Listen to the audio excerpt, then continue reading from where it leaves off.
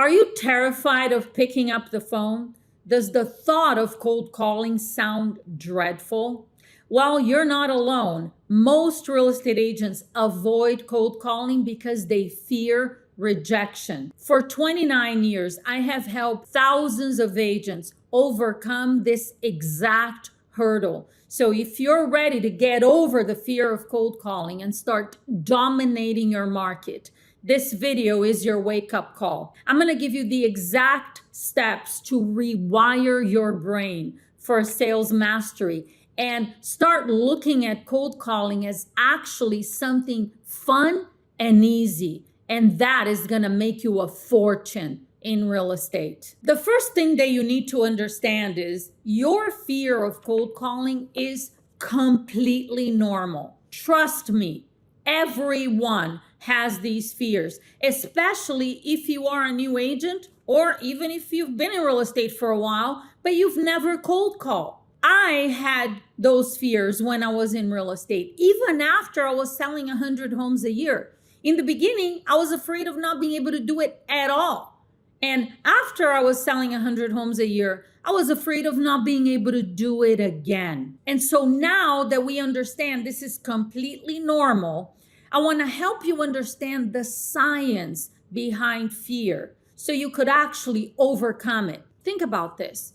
Children are fearless. Watch them. They fall down, they get hurt, they get up, and they keep going. And we were all children and we were fearless. So what happened? How did we end up fearful of everything? What happened is we started hearing, no, don't touch that. Don't do that. You're going to get hurt. And we started to restrain ourselves for fear of getting hurt or actually getting in trouble. And when you think about it, some of the things that we were told as children are very useful and they're necessary. Don't cross the street. Don't touch a hot stove. Don't jump off a flight of stairs and think that you're gonna start flying. The problem here is that as we get older, we start creating mental barriers, stories about failure, pain, getting hurt, and we develop fears and we avoid situations that make us uncomfortable to protect ourselves. Basically, our fears are stories that we made up to stay safe. And I'm sure you would agree with me that the fear of getting yelled at or getting hung up on by someone that you don't know is not an actual dangerous situation. We avoid it because we don't want to feel embarrassed, incapable, inadequate. Let's reason. What does it mean when a complete stranger hangs up on you on a phone call? It means absolutely nothing. When you think about it, if we're being chased by a wild animal, yeah, we should be afraid. But the reality is there is no real danger of just making a phone call. If you're being chased by a lion, that's a rational fear. But to fear getting hung up on, I want you to just logically think about what's going on here. Your life is not being threatened. And unless there is a real imminent threat, all fears are just psychological. Now, psychological fears are always of something that might happen, not of something that is happening right now. And even though there is no real threat, it feels just as real. Okay, so now that we know all of this, how do we deal with it? What do we do? Because understanding it's normal and understanding the science behind fear, it's all great. But we need practical tools to actually overcome this fear of cold calling so you can make a fortune in real estate. So I wrote down 5 practical tools. Number 1, thinking will not overcome fear. Action will. Check this out. One fearful thought leads to another and leads to another and leads to another. And pretty soon you're paralyzed. So thinking is not going to help. The more you think about it, the worse the fear gets. What you need to do is to get in action. We're going to talk about that in a little bit. Number 2, the best way to overcome fear is do what you fear and do it a lot. In essence, is understanding the logic and the science. It's a psychological fear. Your life is not being threatened. So you have to feel the fear and do it anyway. That's how you're going to get over it. Number 3, inaction breeds doubt and fear. Action breeds confidence and courage. If you want to conquer fear, do not sit at home and think about it. Get out and get busy. This is actually a quote from Dale Carnegie. Fear needs time. It cannot survive when you are in action. Number 4, you're going to play the 100 hang up game. What does this look like? Get 100 people to hang up on you in one day, and watch the fear of cold calling will vanish. By the end of the day, you're over it. You realize, this is not that bad. Nothing happened. I'm still here. By getting 100 people to hang up on you, you may actually end up setting some appointments, especially if you're using my scripts, because they are designed to get people to say yes. And then number 5, that yes that you will get if you use my script and you play the 100 hang up game in one day is going to build your confidence. And you will realize that all of those hang ups, it was worth it. Now that you understand what fear is and you have the tools to overcome it, I'm going to give you the antidote to fear, the secret to being fearless. Write this down. Success requires you to have faith and belief in yourself. Faith is the antidote to fear. Faith and fear cannot coexist.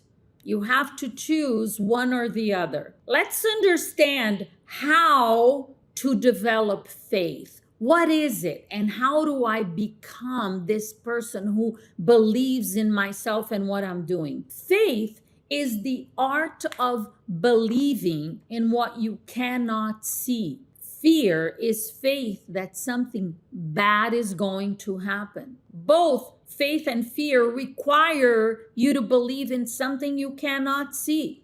So if they both require me to believe in something that I can't see, let's choose faith. It sounds so simple, I know, but it really is that simple. It starts with you making a choice. Faith is not believing in something. It's actually knowing that what you desire will happen. Without faith, you become consumed by fear and eventually quit. You may not have this faith right now, but the great news is you can develop it, and I am gonna tell you how.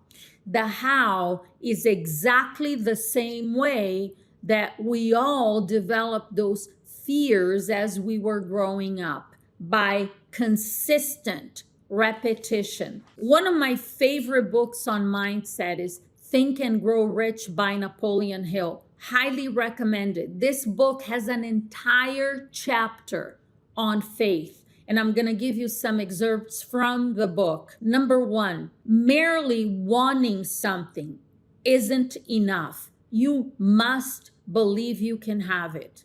Number 2, faith transforms burning desire into its physical or financial equivalent. Number 3, saying and visualizing your goals as already achieved trains your mind to accept them as possible. Number 4, faith is a state of mind that can be created by repeated instructions to the subconscious mind through affirmations and visualizations.